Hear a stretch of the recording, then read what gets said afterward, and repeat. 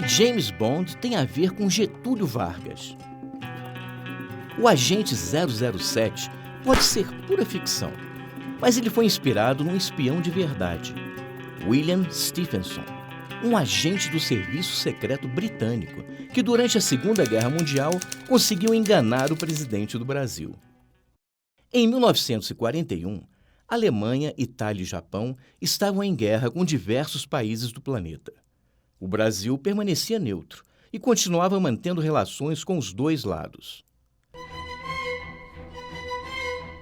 A Itália possuía uma companhia aérea internacional chamada LATI, que fazia rotas regulares para o Brasil. Nos voos de ida, traziam escondidos nos aviões material de propaganda fascista e equipamentos de espionagem.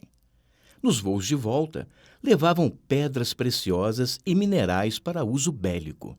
Ao descobrir estas operações, o espião Stephenson bola um plano mirabolante para afastar o Brasil da Itália e trazê-lo para o lado dos aliados.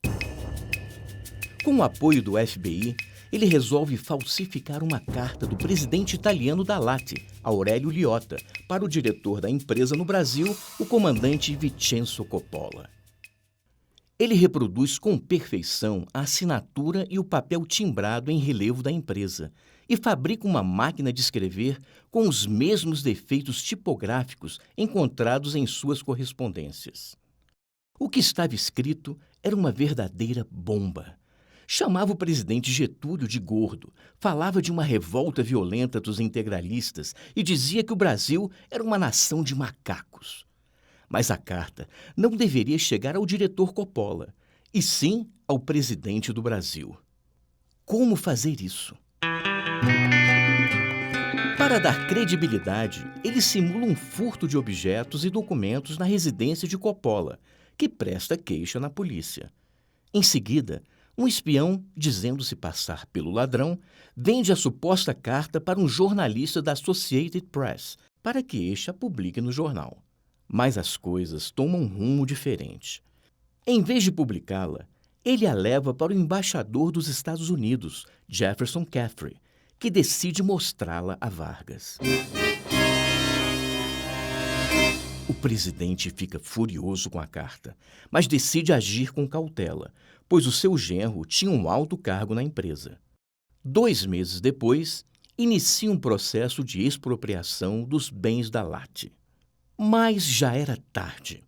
3 dias antes, Coppola já havia vendido sorrateiramente alguns bens da companhia aérea para uma empresa de fachada, o Laboratório Verne, e sacado uma grande quantidade de dinheiro. Só em setembro de 1942, depois do Brasil entrar oficialmente na guerra, é que Coppola seria preso por fraude, juntamente com os outros funcionários da LATI, quando se preparavam para deixar o país. E tiveram sorte, pois Stephenson cogitava explodir o avião.